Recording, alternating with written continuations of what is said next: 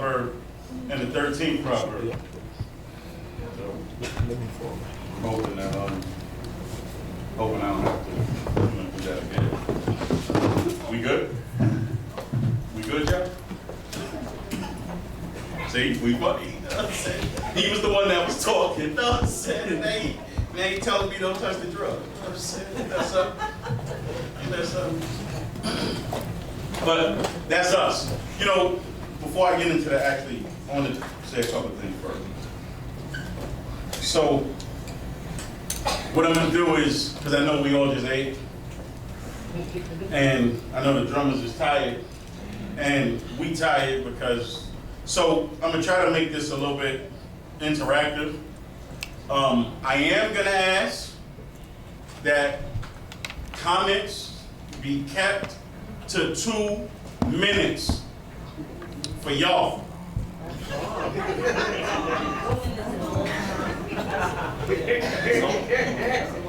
Huh? That's a long time. Yeah, 2 minutes. That's a long time. 2 minutes is a long time? Because I'm going to say 2 and they're going to take 6, right? Yeah. All right, well, we're going to try 2 minutes. And if comments start to go past 2 minutes, then we're going to change it to 1 minute, and then we're going to have a new rule that's going to be called by your name.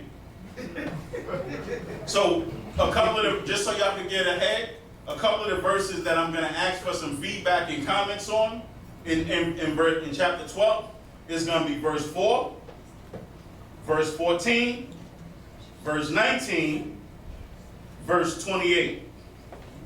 And in chapter 13 is going to be verse 1, 20, 22, and 24. So, and I actually learned a new word at work a couple weeks ago, about a week ago. So we're going to ask for volunteers for some of those comments. And if we don't get any volunteers, then we're going to get some voluntoes. Oh, that's the new word, voluntoes. So while y'all digest those couple of verses that we're going to talk about, I want to say this. You know, Chief Meckle, he came up here this morning, and he talked about his trip to Barbados. And I noticed he invited me to Barbados. But we'll talk about that another time. And we will talk about that another time. He ain't gonna invite me to Barbados. He got a so cheap coat hat like that. Yeah, with me. But he talked about Barbados. And he talked about, you know, being able to go out there and meet with different brothers and sisters. And the reason that things like that are important, you know, last week you'll see that a lot of us were gone because the rest of us, while he was on the beach in Barbados, the rest of us was in like some boot camp in Maryland. It don't seem to, I know. In a cold boot camp. In a boot camp.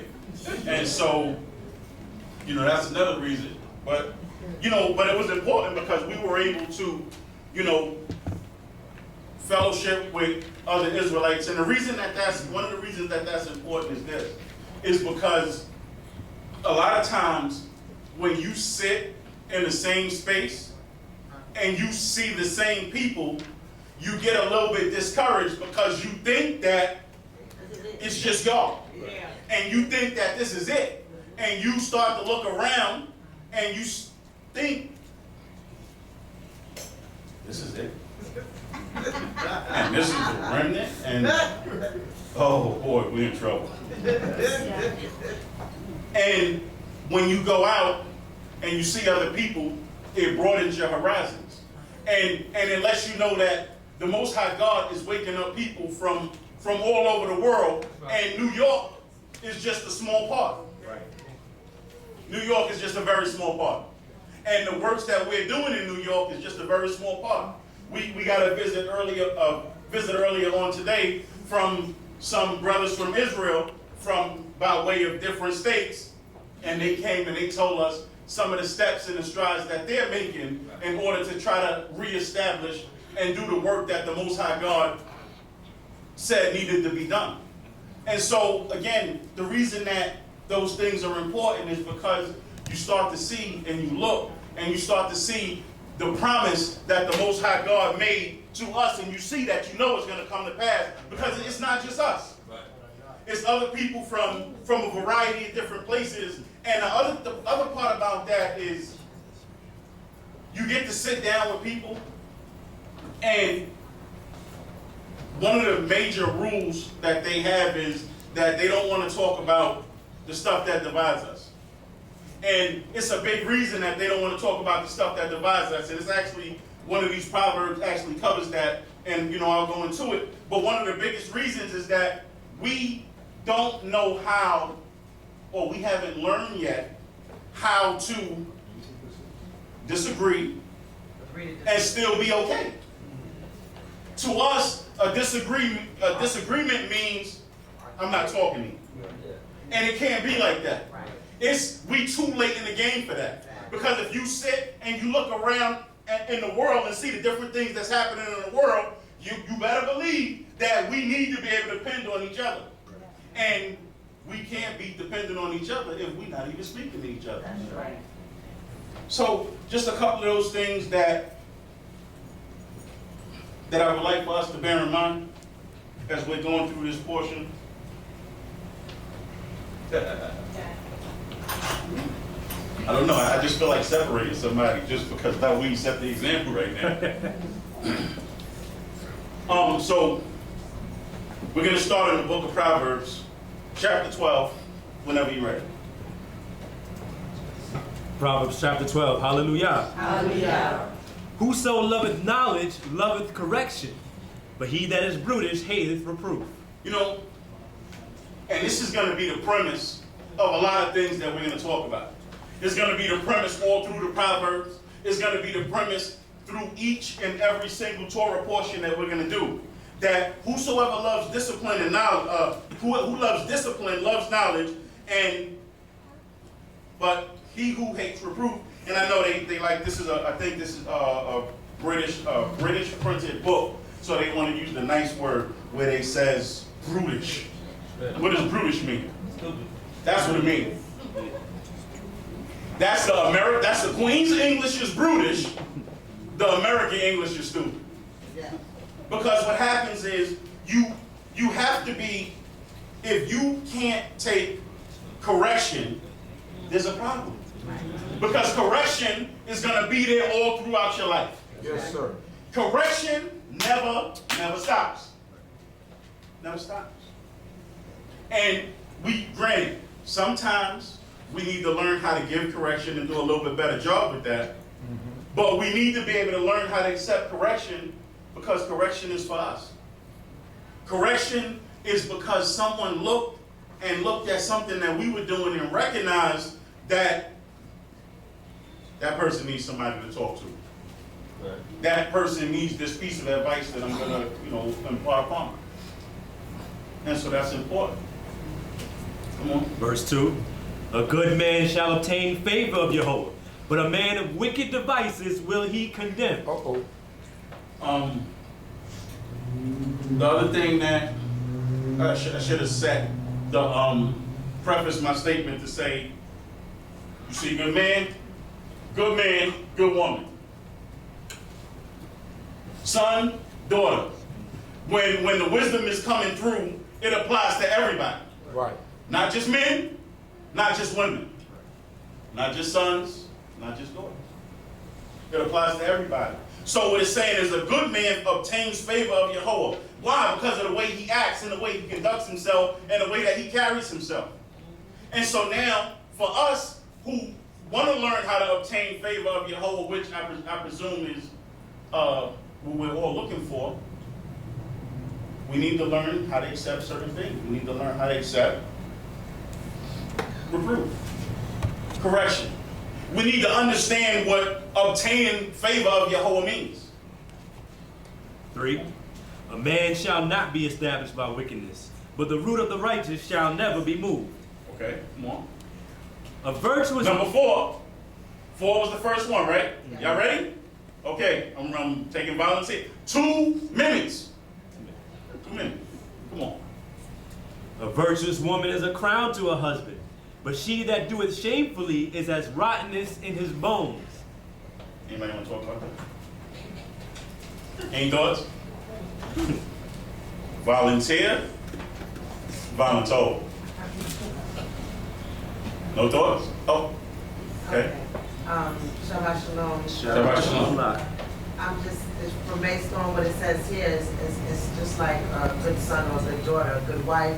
She brings honor to her husband and she brings good things. But a woman that brings dishonor to her husband is like a cancer, basically, is what it's saying. A cancer to his bones. Okay. Anybody else? Absolutely. Anybody want to add to that? Anybody want to take it in a different direction? I set my time, so I presume to get about 7, 8 volunteers for this. So if I don't get 6 more, I'm gonna start calling on 6 more people. Very torah. Am I helping us out, please? Verse 4. Huh? No, ma'am, I'm not kidding. I'm very serious. Shabbat Shalom. Understand.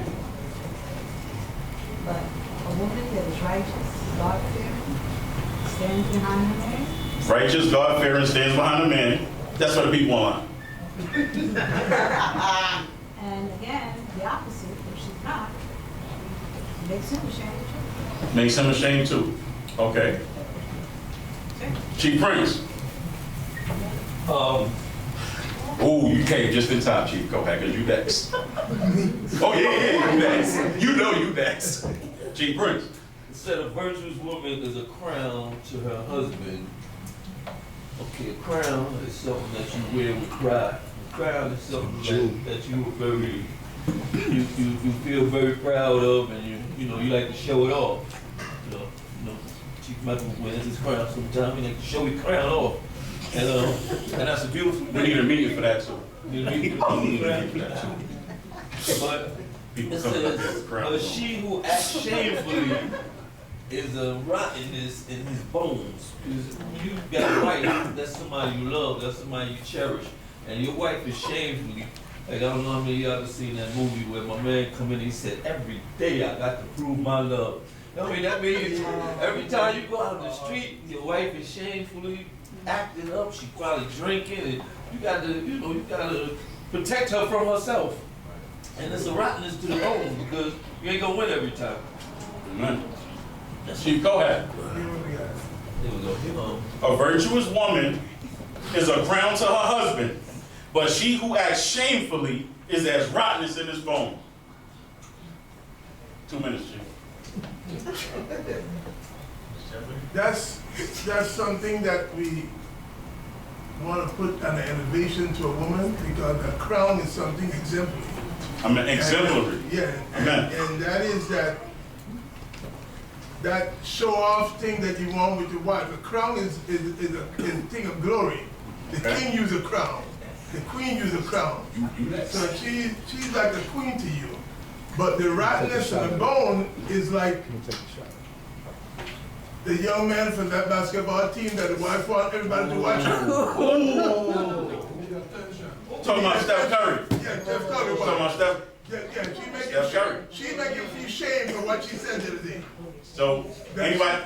Yeah. That she want men to admire her also, and she have a husband. So that's a rottenness in this bone. Right. Y'all heard what he said? He referenced the comments made by Steph Curry's wife, Aisha Curry, where she was upset because she feel like Steph Curry gets a lot of attention. And so what did she say, Chief? She don't get enough attention, so she want men to. She want men to give her attention. Give attention. Not recognizing, I mean, this is just my opinion. If she can hit threes from half court, Yeah. I think she'll probably get some attention too. That's right. Okay, just So check. she become a rottenness in this bone because he's shame about that, because somebody gonna holler at her sooner or later. Somebody gonna holler at her sooner or later. Because typically what happens when men realize that women are available, married or not, Exactly. you got some men who will holler at her. And disrespect her. Amen. You just said. I know, okay, Okay. all right. I wanted to hear my name now. Very Horatio. Okay, a virtuous woman is a crown to her husband.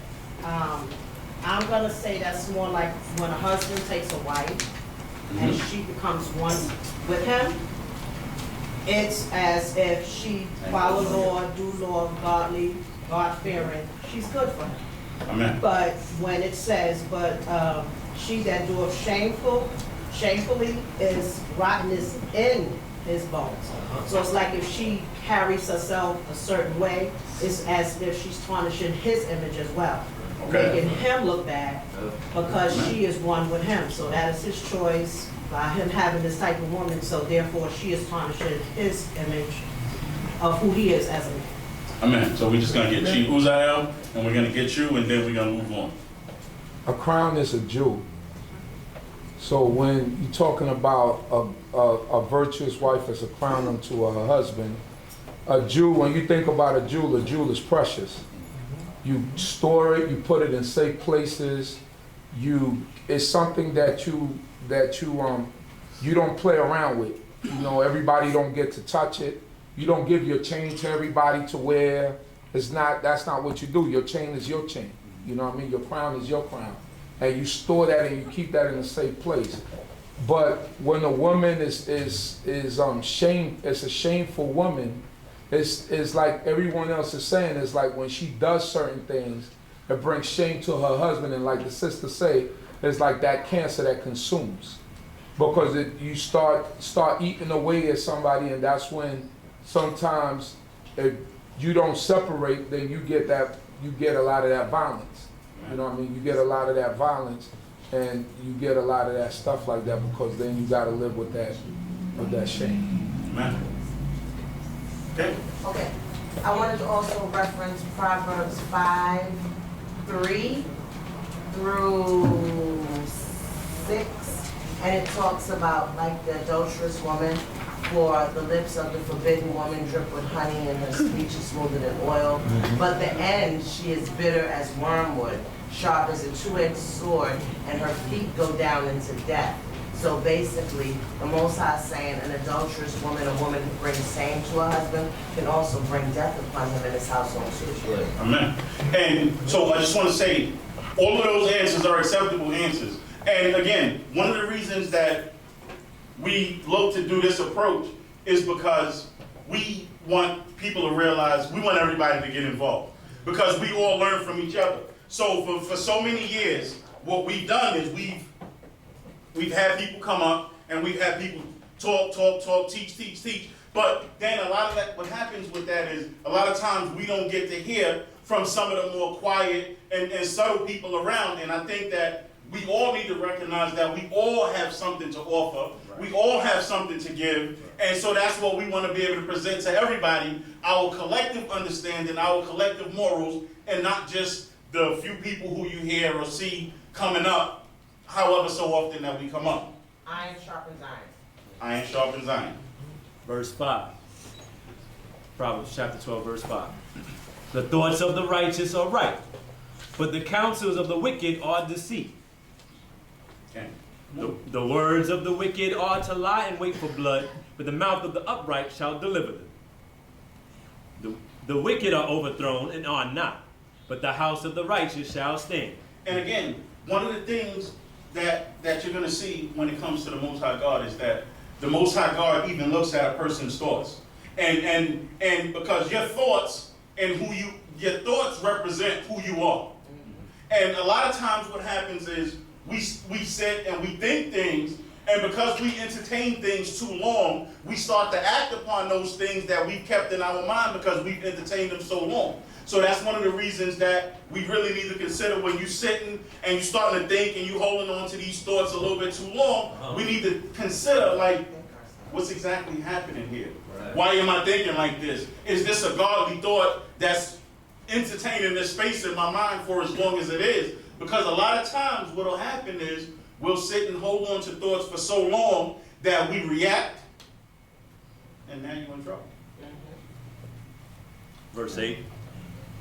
A man shall be commended according to his intelligence, but he that is of a distorted understanding shall be despised. Distorted understanding. So, it's a funny thing because we're in a place amongst the people with a very distorted understanding. And what happens when you're amongst the people with a distorted understanding or a perverse understanding, as some of your books might read, you start to see that most times perverse people don't have an issue with perverse things happening and continuing to happen. And what I bring to your attention at this point is, so at first, when we just thought we moved past everything with the Catholic priest and the Catholic priesthood, now we got the Boy Scouts. And you're talking about two groups of people, the Catholic priests and the Boy Scouts, who ruined tens of thousands of lives from molesting little boys and touching on little boys, and yet there's still this ethical question or dilemma about whether these names should be released for everybody to know who they are. Talk about perversion. So again, you're talking about an entire group of people who parents paid, and you got to pay for the Boy Scout? Yes. I've never been a Boy Scout. Scouts on. So you're talking about a group of people who parents entrusted their children, their sons, in this group, and you ruined them. Yes. You ruined them. And then you wonder why the country is so dysfunctional as it is right now, because you have tens of thousands of people that don't know how to control and deal with the emotions that they're dealing with because of a choice that was made for them. And a lot of times we don't recognize or we don't want to consider, because for those of us who it hasn't happened to, it's hard for us to understand that it's very difficult for people to get past certain things. Right. Molestation is one of them. Right. And whether it's either side, male or female, That's right. the emotional trauma that goes along with actions that people take, that these animals take, and yet we have a whole society who now I can't even know who they are. There was a bus driver, upstate New York, took one of the students from his bus to his house, got her inebriated, and raped her. And when the trial went to court, the judge, they found him guilty, and the judge gave him probation. And so immediately when that came out, people started to call on the removal of that judge who gave that probation, because it's like, how can you? How can you? And yet, and I just want to finish my thought.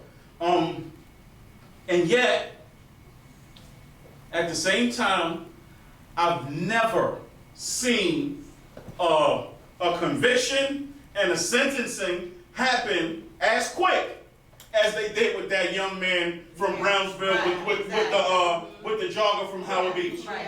I've never, in New York City, I've never seen someone sentenced that fast after a conviction. Never. And the funny part about it was, initially, the first part about it is, he does not look anything like the sketch that they had up for, what was it, 2 years?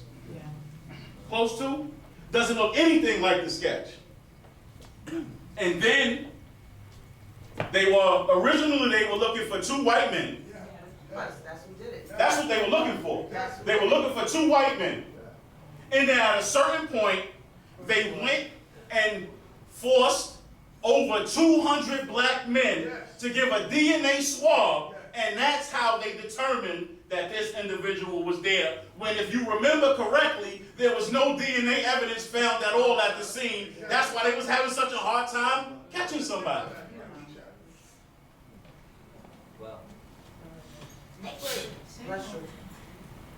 Well, I don't know if everyone remember the Central Park 4. They were convicted wrongfully for also supposedly raping a white woman, and they were innocent, and they were damaged. And then they were found that somebody else committed the murder, and they still kept them in jail, and they refused until the Blasio administration, because all the previous administrations did not want to compensate them for incarcerating the children. They were 14, 15, and 16. Okay? And now we have to remember, this country is founded on the perversion that was thrown out of Europe. Okay? So this country was, let me finish this. This country was founded on the perverts that were kicked out of Europe. The rapists, the robbers, and they said they were coming here. The criminals. Exactly. The criminals. For religious freedom. The dregs of society. That's who came over here. And basically, they only use their perversion on a bigger platform to establish the colonies and do what they did during slavery. So how can we expect the people that founded this land, that control this land today, to deal in justice with righteousness? They was never righteous from the beginning. They will never be righteous in the end. It is up to us as the righteous chosen people to take the stand and to say something. Because if you don't stand for something, you fall for anything. That's men, women, and children. We have been given authority. Either we take it or we become subjected under their authority. It's Central Park 5 and the Central Park 5 and she didn't die. Say that again? The woman didn't die, she got raped. Right. Okay. Yeah. Right. But I was just making a point of the wrong. No, I know what you're saying. And just to add, I know we were talking, I bet y'all was thinking, we talking about Proverbs, how we get here. Yeah. But the reason that we understand, this is important. Right. It's important for us to understand exactly where we are so that we can understand when God tells us certain things, why he tells us the things that he tells us. Right. And when he said kill everybody, kill everybody. Okay? I'm sorry. So what's your name? 'Cause I think we might have passed the 2 minutes, so we might have to name the rule after you. I'm just saying. We good? Come on, let's go. Verse 10. A righteous man regardeth the life of his beast, but the tender mercies of the wicked are cruel. So, you read 9? No. 9, speak up. Better is he that is lightly esteemed, and hath a servant, than he that playeth the man of rank, and lacketh bread. Don't got nothing. So, Flossing. what it's saying is, right, it's better than the person who, you know, look, they just kind of go, they humble, they do their thing, and they have a servant, they live comfortable, versus the person who honors himself. Yeah. I'm this, I'm that, and lacks bread. Do I need to go into my favorite song? I got a quarter tank of gas in my new E-Class, Yeah. but that's all right, because I'm still gonna ride. That's what we do. And I'm still fly. I'm still fly. Come on, 10. 10. A righteous man regardeth the life of his beast, but the tender mercies of the wicked are cruel. You know, it says, the righteous man regard, it says the terminology I think is great. The tender mercies of the wicked are cruel. Meaning, listen, it's some people that they swear, they being nice, and they just the most nasty, filthy people you would ever listen. Exactly. And they really believe That they nice. that they nice.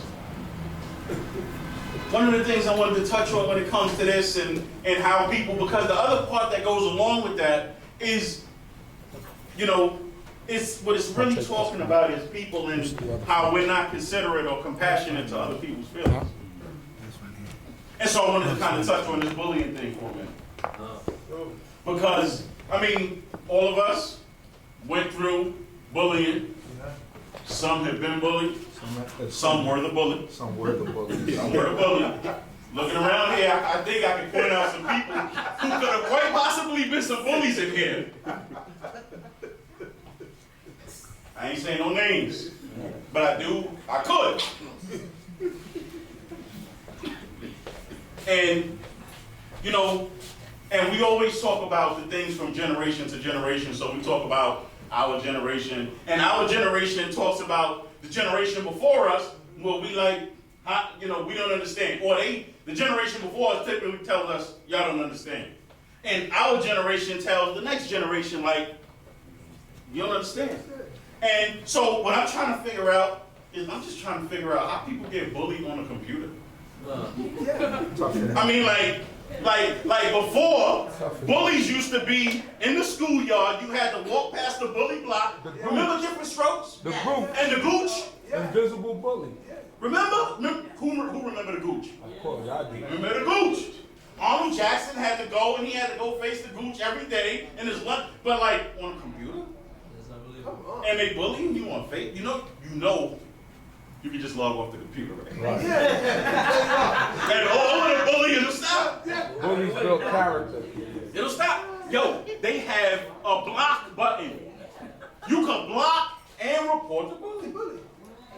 But bullying is a big thing because people are getting bullied to the point where people are committing suicide. And so I don't want to make too much light of it because I understand that it's a serious thing, but I mean at a certain point, I'm gonna have to you know, after a certain point, we still do need to understand and recognize that we need to kind of toughen up a little bit too. Toughen up a little bit. We need to toughen up a little bit Just too. a little bit. I'm gonna get that weed, and then I'm gonna give you might get 30 seconds. What's her Come name? on. I'm sorry, what's your name? Yashana. It's the Yashana rule. Go ahead. Now I forgot what I was going to say. You know what? You brought it all the way up here. I appreciate it. I'm gonna drink it. So, just to kind of give the other side with the whole internet bullying thing, right? They say that it's because when we grew up, we didn't grow up with the internet and social media and all those different things. We had to interact with each other physically. For a lot of the young children, the internet is the life, is real life for them. And that's a valid point. Exactly. So because they're growing up on literally the internet, they are taken to what people are saying to them as real. This is why we have to communicate to our children that this is not real life. It's actually not. I mean, when I was growing up, listen, Catch up with I'm the talking about, You catch up with the bully. listen, when I was growing up, man, I'm talking about my mother, my brother, my aunts. They talked about my ears. They talked, I'm glad I grew into those. They talked about my teeth. I'm glad I grew into those. We talked about, I mean, that's just what it was. Toughen you up. Called it the dozens. And I don't even think it was the dozens. It was just, You, they used to call me Dumbo, and I just dealt with it. And so what happens is, you needed to learn how to be funny yeah, so that you could, you know, retaliate. retaliate. But that was what life was, and life was good.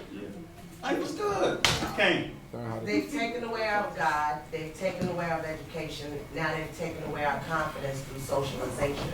If you have no socialization skills and our children aren't equipped to interact, have a conversation, only thing they're doing is getting on a computer. Like he said, that is their life. And if you look at all the people who are so-called getting famous, they're getting on YouTube. They're is exposing absolutely. themselves, they're talking. It's not that they have an audience, the world becomes their audience. So the world also becomes your critic at the same time. Amen. Understand the world is not righteous. That's a very, very valid point.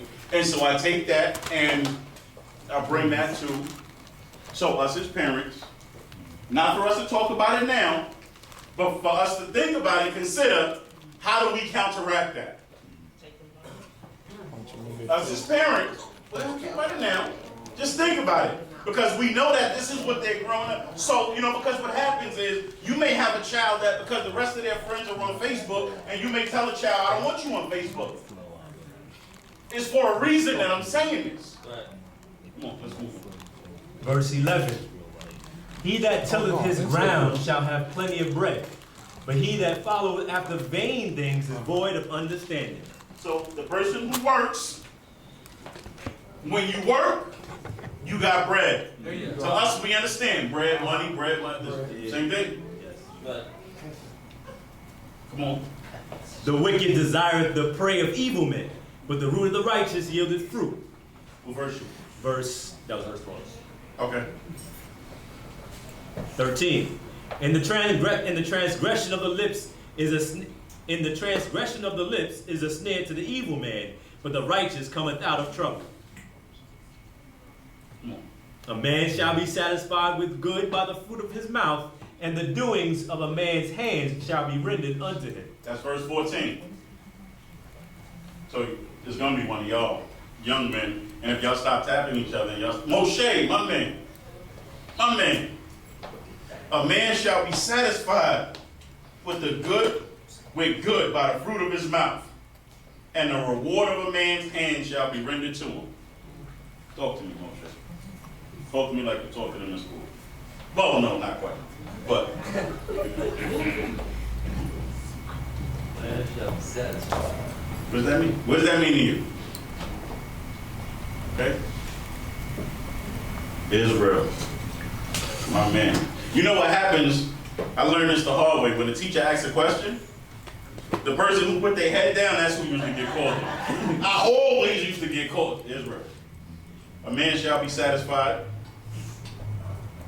by the good of the fruit of his mouth, and the reward of a man's hand shall be rendered unto him. What does that mean? What does that mean to you? That like if you work hard, then Come you on. get a reward. You work hard, you get a reward. That what you put forth your hands to do, that's what you're going to get back. Come on. 15. The way of the fool is straight in his own eyes, but he that is wise hearkeneth unto counsel. A fool's vexation is presently known, Immediately known. but a prudent man concealeth his shame. Because they will tell you immediately, as soon as they get it, I'm about to act a fool up in here. I am about to act a fool up in here. And we look at you and we're like, yeah, we see that. So, for those of us who didn't know, and this is sarcasm, acting a fool has never been good. Because there's always a way to handle things in an acceptable manner. Right. And acting a fool, shacking a fool, all of that ain't never been good. Right. We need to learn, as the wise and understanding people that the Most High God made us, how to handle situations in a mature and an upright manner. 17. He that breatheth forth truth uttereth righteousness, but a false witness deceit. There is that speaketh like the piercings of a sword, but the tongue of the wise is health. The lip of truth shall be established forever, but a lying tongue is but for a moment. A lying tongue is just for a moment. Eve. A lying tongue is just for a moment.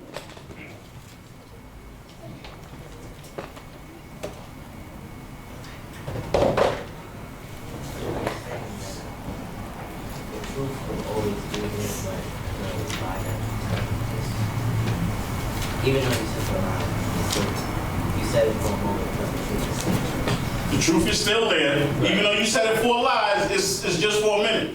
You might get away with that lie for right then. Right then.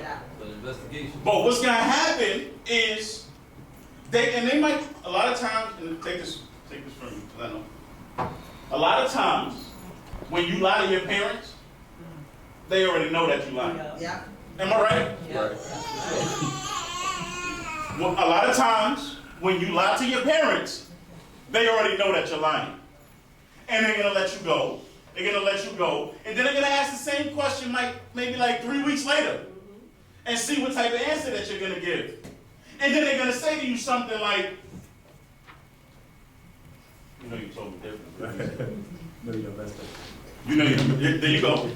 So now, the only point that I'm trying to make is, listen, the truth will set you free. It's not going to get you out the lockup. Right.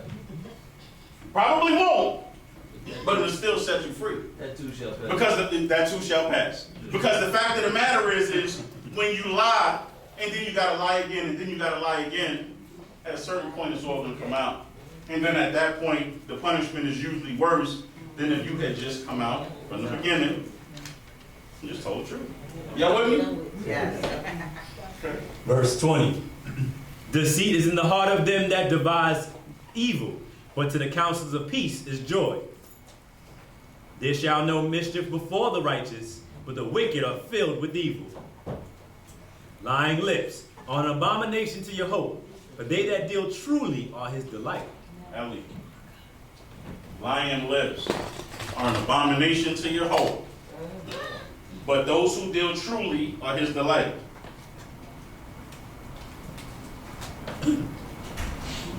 He always laughs. Don't touch that drum.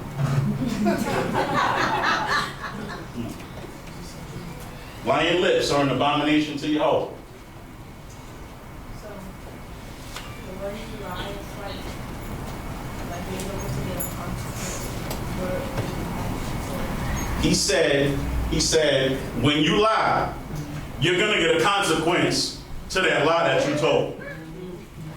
I got you. So let me just ask you a question. What if it's a little white lie? Those are usually okay, right? No? Sure? Okay. Sahel. Okay, so I think that also means like if you lie, then God doesn't like that. But if you tell the truth, then he'd rather you tell the truth and do wrong than you lie and get away with it.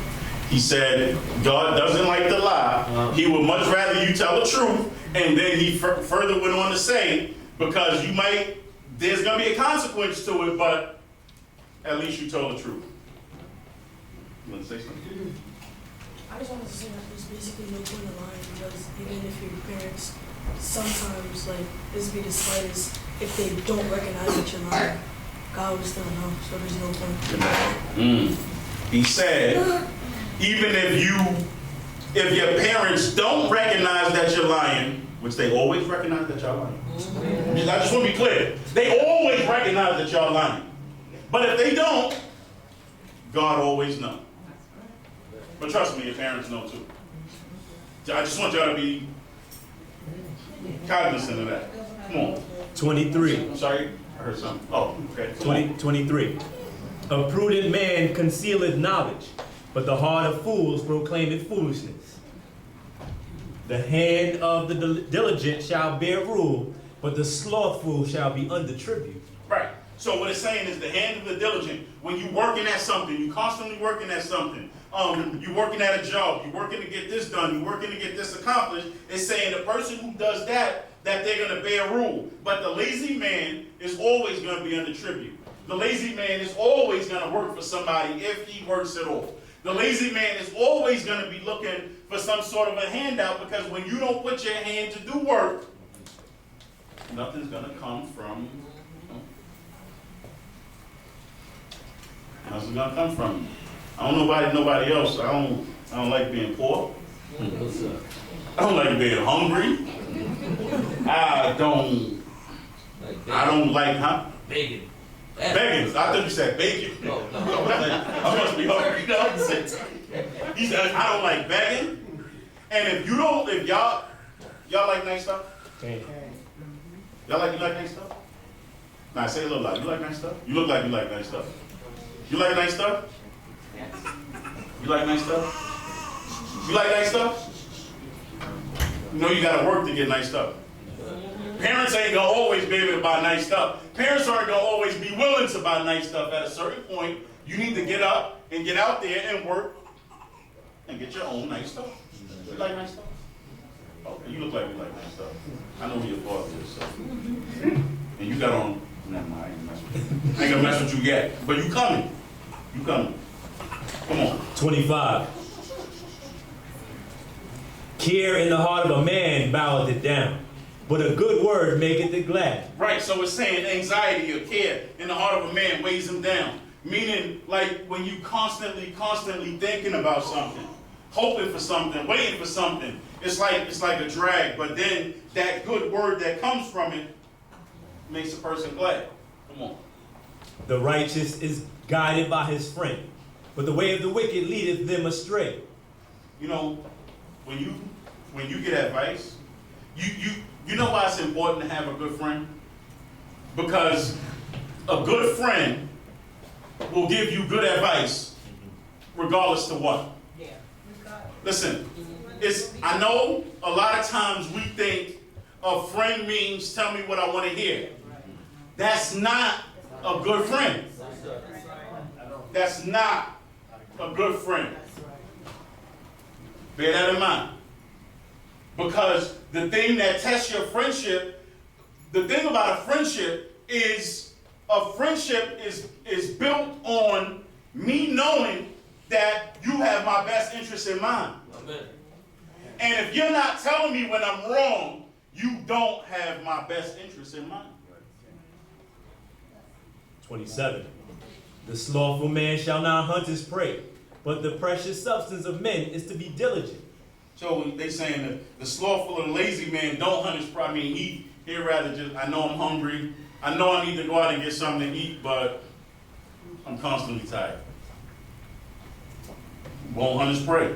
Won't roast his catch. But the diligent man will get precious wealth because he's always going to be looking to improve himself. He or she will be looking to improve themselves to make themselves better. 28. In the way of righteousness is life, and in the pathway thereof there is no death. It's clear. Come on. Chapter 13, verse 1. Hallelujah. I sound tired. A wise son is instructed of his father, but a scorner heareth not rebuke. Jair, my man, a wise son hears his father's instruction. What does that mean? But a scorner does not accept rebuke. Well, you gotta listen to your pops. Wow, a pops now. I'm pops now. Okay, I hear you. Okay. Usually, For y'all in internet land, he said, well, you gotta answer to your pops. Okay. usually, they know more than you do. So Usually they do. I mean, that's fair. Usually, okay. usually they know more than you do. So there's more to get from them than you can get from yourself. Okay. Verse 2. A man shall eat Oh, good. I'm sorry, you had a question? I wanted to. Go ahead. What was the verse again? A wise son hears his father's instruction, but a scorner does not accept rebuke. So that's basically saying that somebody that's smart, they're gonna listen and get feedback with Feedback, big word. Oh man. And I forgot the other type person, but when they rebuke the feedback, like they just want to stay the same way they are, and they don't want to listen to the feedback. He said when you rebuke the feedback, you just want to stay the same way you are Yeah. and don't want to change. Yeah. Absolutely. How old are you? 45. Oh. No. Sorry, I was in my own head. I'm sorry. 10. When you rebuke the feedback, Just want to stay the same. you just want to stay the same. Come on. Oh my God. Verse 2. A man shall eat good from the fruit of his mouth, but the desire of the faithless is violence. He that guardeth his mouth keepeth his life, but for him that openeth wide his lips, there shall be ruin. So it's saying sometimes you just need to learn and understand the right thing to say at the right time. And sometimes the right thing to say is to say nothing at all. But what it's saying is, but he who opens his lips wide shall have destruction. Like, he just opened and talks about everything. No filter. So I just want to use my, I want to plug in my whole Donald Trump thing for a minute. Because when the Mueller report was discussed, he came out and he said, full exoneration.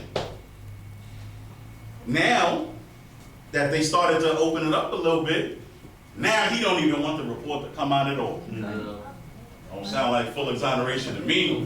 Because if it's full exoneration, I'd be like, let him read it. Yeah. Bring it out. When he who opens his mouth, his lips wide, which is what he did.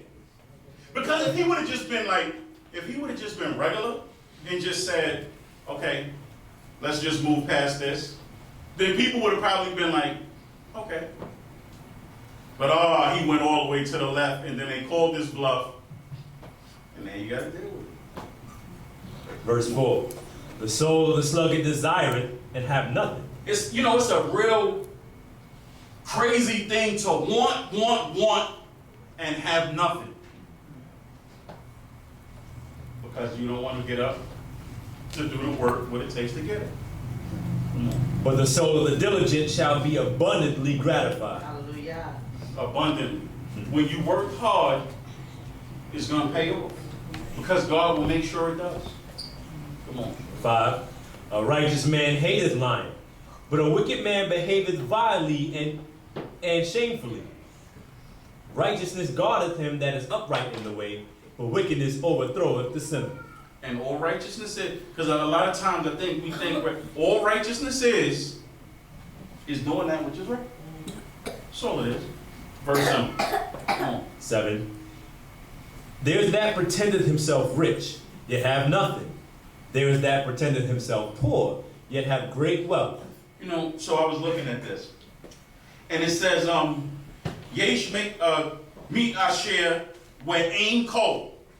Where it's saying like there's somebody who's pretending to be rich, and it said, so even the ain cold, which is like you have out of everything you have nothing. Ain cold. And yet the other part of it is where cold meet roshesh, meaning meet roshesh, the person who pretends to just regular humble kind of person. It says way home rob, meaning he has plenty of everything. Plenty of everything. Two different types of people. For us, it's about determining which one of those type of people we want to be. 8. The ransom of a man's life are his riches, but the poor heareth no threatening. The light of the righteous rejoiceth, but the lamp of the wicked shall be put out. By pride cometh only contention, but with the well-advised is wisdom. So this is what I had touched on earlier. It says only by pride comes contention or comes quarrel. Meaning, like, we should be able to talk. And we aren't going to agree on everything because everybody's different. And that's okay. Exactly. It's okay for us to not agree on everything. But when pride gets in the way, that's when we can't get past the argument.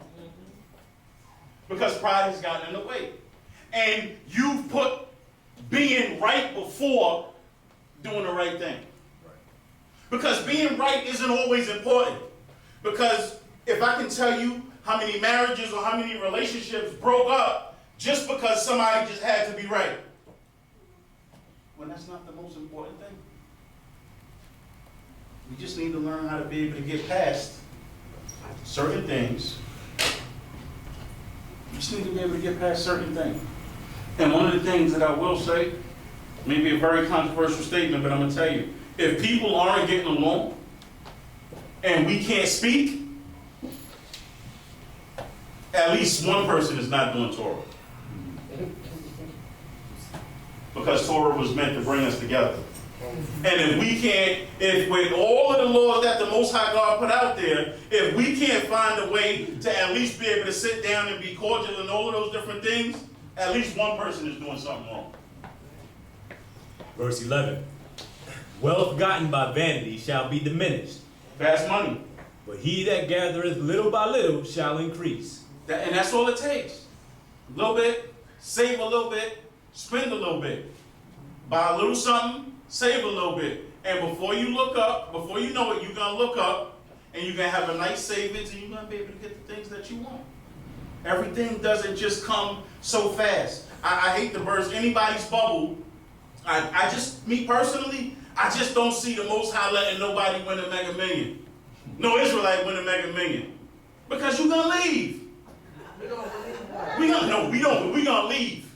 If an Israelite hit the Mega Million, we're going to leave. Leave here? You mean Leave Israel. We will not. We're going to change our number. Because they're going to be like, well, you know, listen, the type of a 10% of $2.7 billion is whatever it is. It's something that I ain't putting in the tight bucket is what I'm saying.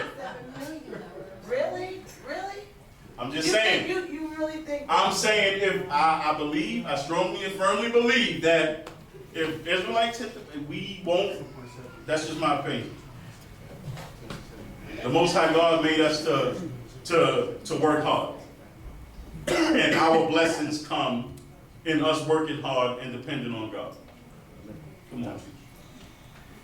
Verse 12. Hope deferred maketh the heart sick, but desire fulfilled is the tree of life. Come on. Whoso despiseth the word shall suffer thereby, but he that feareth the commandment shall be rewarded. The teaching of the wise is a fountain of life, to depart from the snares of death. Good understanding giveth grace, but the way of the faithless is harsh. Every prudent man dealeth with forethought, but a fool unfoldeth folly. So what they're saying is every prudent man acts with knowledge or dealing with forethought. Meaning, before he makes a decision or before she makes a decision, she sits and she says, how might this thing work out or how might this thing play out? But what it's saying, but a fool lays bare his or her folly. Meaning this is how you know who they are. Mm-hmm. And that person, as much as they try to hide it, soon it's all going to come out. 17. A wicked messenger falleth into evil, but a faithful ambassador is health. Poverty and shame shall be to him that refuseth instruction, but he that regardeth reproof shall be honored. Can you get those kids in here? Because I got this last question and I want to ask all of them. 19. The desire accomplished. And don't feel bad, because I'm going to ask each and every single child in here. Same question. 19. Come on. The desire accomplished is sweet to the soul, and it is an abomination to fools to depart from evil. When you finally, after you worked hard at something, when you finally, and you first, when you finally accomplish the thing that you worked hard at, how sweet that is. Come on. 20. He that walketh with wise men shall be wise, but the companion of fools shall smart for it. He who walks with wise men shall, but a companion of fools will suffer harm. Anyway, my man, Israel, okay. The companion of fools shall suffer harm. I got you. It's basically saying, like, if you hang out with people, you should hang out with people who are like, who would help you and encourage you to, like, for example, in school, you should hang out, you should have a group where people would encourage you and try to help you get better grades instead of hanging out with the guys who are always going down to the park straight after school to go and like go straight home just to play a game instead of studying after school. Absolutely.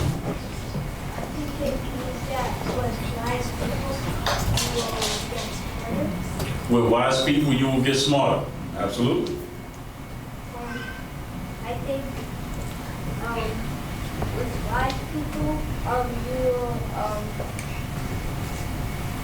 do good, and Okay. but foolish people, What? Very simple. Sometimes simplicity is best. Best. With wise people, you'll do good. With foolish people, You do bad. do bad. Come on. No, actually, I wanted to touch on this for a minute. So, what's his name? Junior Guzman? Yeah. That's the 15-year-old from Uptown? They Right. got stabbed to death. So now, basically, just watch the company you keep. Because the fact of the matter is that's a very, very good example of they're actually looking to pursue murder charges for only 5 of them. But 14 children are now having their lives turned upside down because 9 were hanging out with the wrong crowd.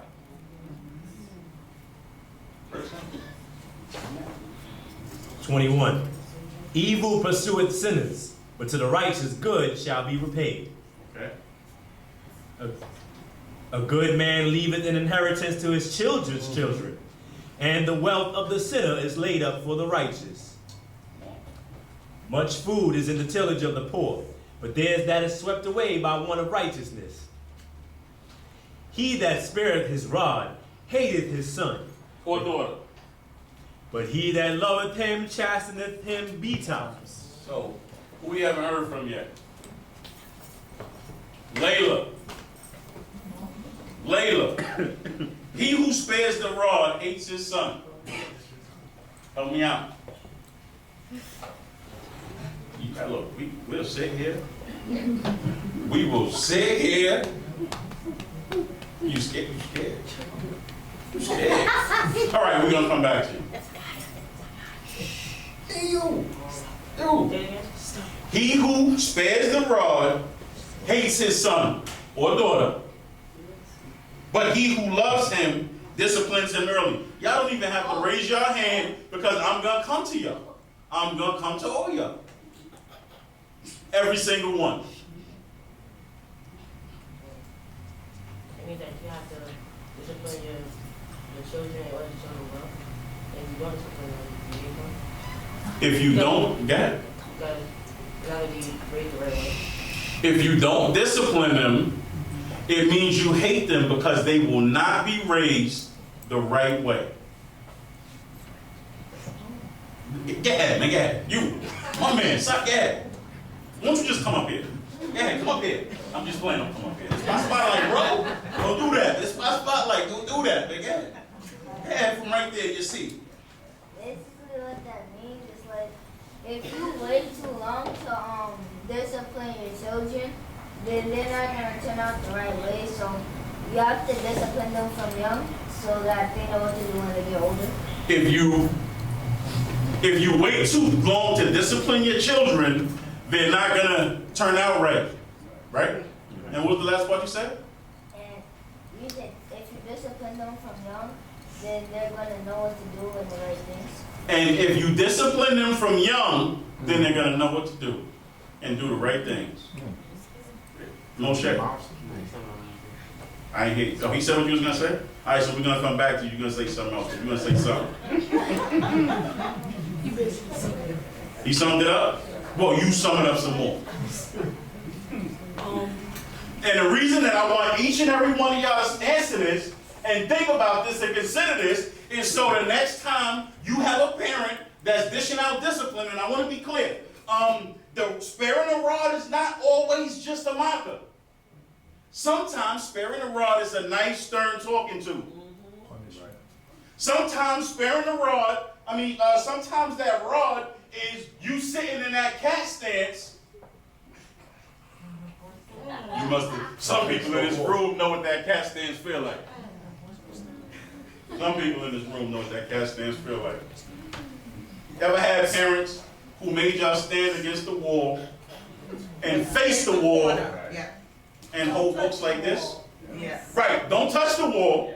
Don't lean on the wall. Just stand there. Ooh, that's the most frustrating. Ooh, that's the most frustrating thing. Hold your arms up straight. With them Hold them up straight. Yeah, with them books. With them books. What about kneeling on rice? Grains of rice. That was Caribbean. That was just being mean. You know what? No, I We didn't we do not that. gonna say that on That my. wasn't my job. I don't know what that means. I didn't do that. Whoa. I'm just Okay. saying things that were done. Okay. Oh, Ellie, come on, get Ellie.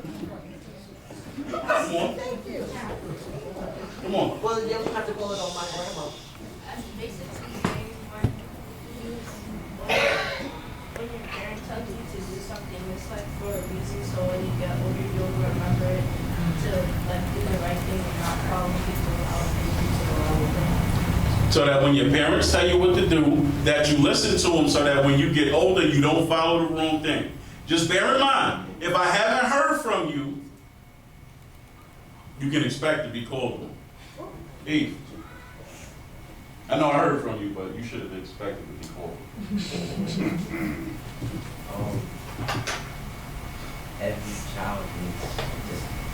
Every child needs discipline. I'll take that. How are you?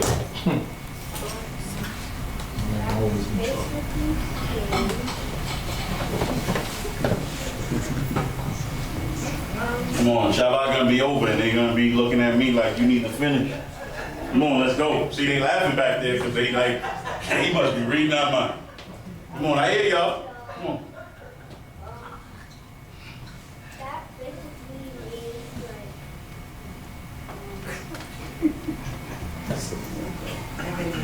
Because I was gonna be like, you don't punish me.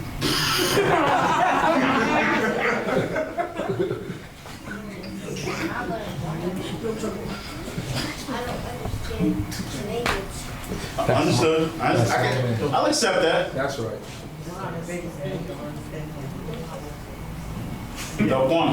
One part of that verse that we haven't touched on was the fact that it says that the parent that doesn't correct their child hated them. And you think about the instance with King David and his son, what's the one that lost his head in the tree? It was Absalom. And it even says it in the book that he never questioned him, what is this that you're doing? His whole life, which means he never scorned him his whole life.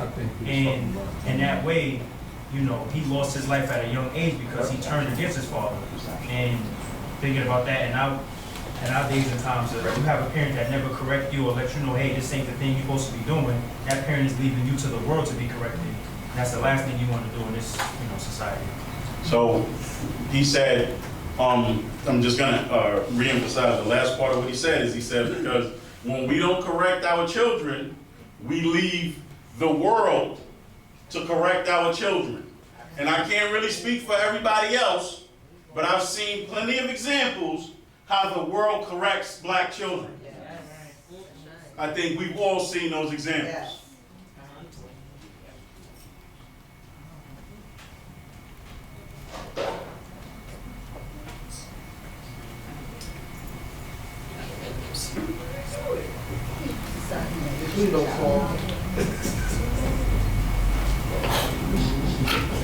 Layla.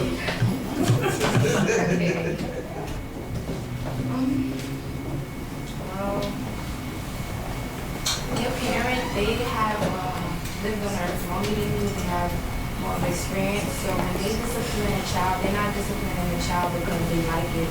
They just don't want the child to follow in their mistakes or make wrong decisions. Because, one wrong decision can change a person's life. So She said, one wrong decision can change a person's life. And for the second part of the verse, if a parent don't discipline a child, like you said, like they'll leave their child to be raised by people in the streets, and that can end up really bad. They could either end up dead or in jail, or end up like the rest of them, simple-minded and not having morals and values. Absolutely. Because absolutely. Because I think that we all, as parents, would agree that when we discipline a child, we have their best interest in mind. Will we agree with that? Can I get an amen? Amen. Just keep that in mind. 25. The righteous eateth to the satisfying of his desire, but the belly of the wicked shall want. Hallelujah. All honors, praises, respect, acknowledgement, and thanks are offered unto the great King of the universe. To the God of our fathers, to the God of Abraham, Yitzchak, and Yaakov, thanking him for all things and everything. Shabbat Shalom. Shabbat Shalom. Hallelujah. All right, so, and who else? Samaya. Okay. Where's she at? She's somewhere around. Okay, so the first thing